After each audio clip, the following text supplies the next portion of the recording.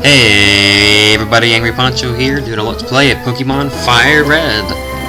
We're almost there, guys. We're almost entirely finished. Check this out. All Pokemon, level 60. You don't even want to know how long it took me to do this. I mean, I would approximate about 20 hours. It was ridiculous. But there you go. Here they all are.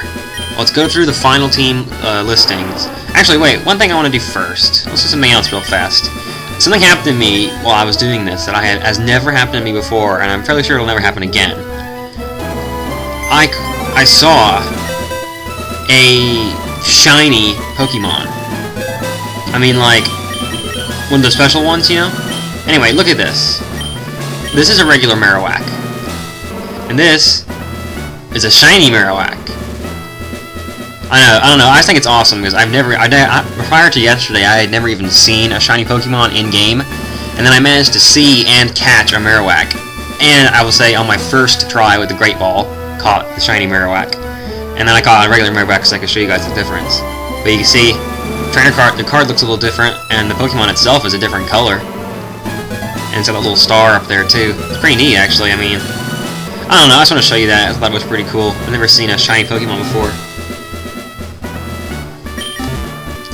But at any rate, let me show you the actual team here we're going to be working with.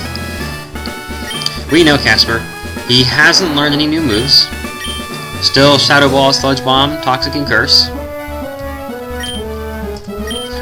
And then we've got, you see his stats there, 150 HP, which is why he's in the first slot. I have him ranked from lowest to highest to get health points. And then there's Metalhead, which he learned a new move. He learned as well it's Thunder, Thunderbolt.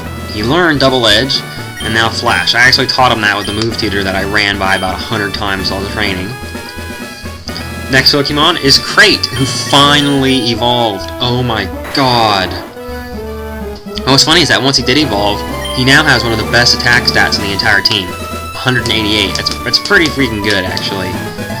And then knows much more superior moves. More superior. Even more than before, right? Because he was so great before. But we know Dragon Claw and Fly, which are both on type. And then a good, powerful Fire Blast move, just because he is a replacement for Charizard. And then a Hyper Beam. So I figure 150 damage, good attack power, that should be a useful move. The next one, Dr. Eggman. As you can see, his stats are pretty good. Special attack is the forte. And then we've got Psychic, Solar Beam, Sunny Day, and Strength. Basically what he knew from the very beginning. He hasn't changed as much as the others have. And then Rhynoc, who finally evolved. Oh my gosh. And then, you see his attack and defense, 191 and 172. Pretty good stuff there. And his Rock Head prevents recoil damage. Well, we don't actually take advantage of that, though. So we've got Cut, which is, HM, of course. We gotta have that. We finally can use that, as well as Crate's Fly. Finally have use of those things. And now we have Earthquake and Rock Slide on type. And then Horn Drill, the one-hit KO, which is basically our, last resort kind of move. Hopefully don't have to use that one. And then Nessie, 244 health points. Crazy stuff. You see the attack, defense, special defense are all, decent. They're all, moderately good. It's gonna do good damage.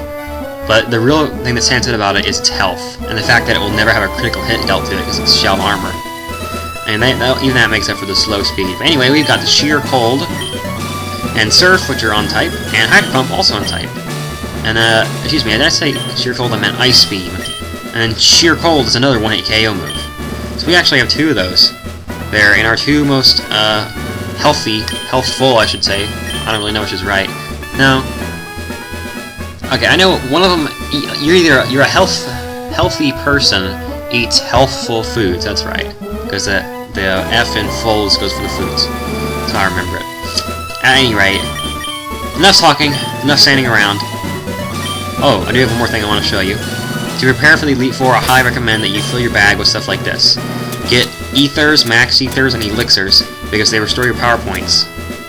Which is good if you're first time through, you're going to want those. And then have some revives, and I don't know why we have repels, so I don't need those. But you're gonna need 4 restores for sure. I get 30, and then I've got 12 revives, plus some ethers and elixirs, which are the same thing, really. But you can buy them all that from this guy right here. Alright, so this is it, guys. It's time to challenge the Elite Four.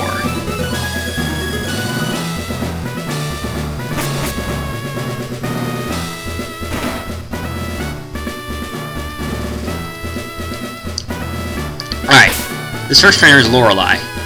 She uses Ice-type Pokemon, the majority of which are also Grass-type. And so we are going to use Rhynoc, or Metalhead, depending on which one we end up with going for. But I'm fairly sure that Earthquake will do double damage to anyone that's a pure Ice-type. So let's just go ahead and get into this. Welcome to the Pokemon League. I am Lorelei of the Elite Four. No one can best me when it comes to the icy Pokemon. Freezing moves are powerful. Your Pokemon will be at my mercy when they are frozen solid. Haha, are you ready?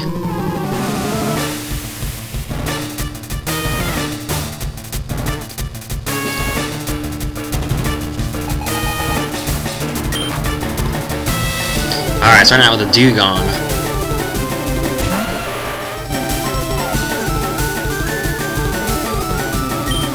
Let's try it. Do an Earthquake.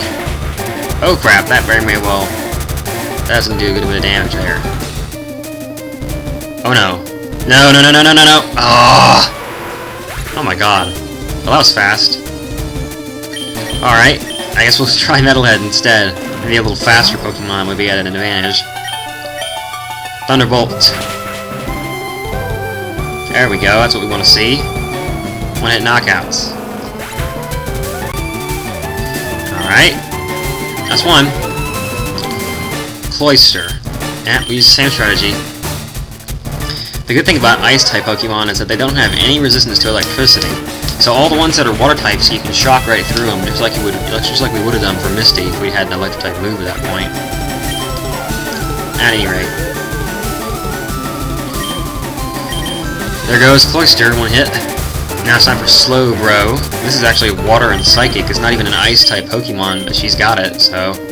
Well, anyway, we're not discriminating. We'll take it out with Thunderbolt, just like the others. Slowbro may give you a little bit of trouble because he does have a high special defense, but Metalhead's excessively high special attack makes it so that we don't need to worry about that. So 1-hit KO for us. Alright, and because we know Lapras has lots of HP, we're going to use Thunder instead of Thunderbolt. We really want to take it out and want to hit if we can. Look at that! Good move. Just what we want to see. And Metalhead actually is leveling up now. Level 61, alright, cool. And then one more, Jinx. This is actually Ice and Psychic, so it's not going to be advantageous for us to use Metalhead anymore. We're going to want to use Casper. Throw a Ghost-type move on it to do double damage. Jinx is fairly fragile Pokemon, so you should be able to do that without too much trouble. Alright, Shadow Ball. Look at that. Finished it off, one hit. This is how you want the Elite Four to go. Fairly well without a hitch, except for that whole Rhynoc thing.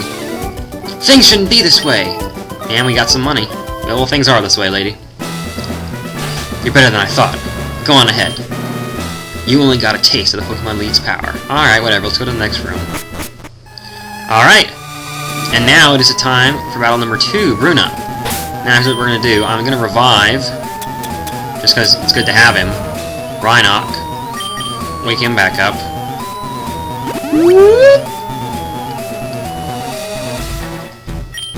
And we'll use a full restore on him just to, bring him back to vitality.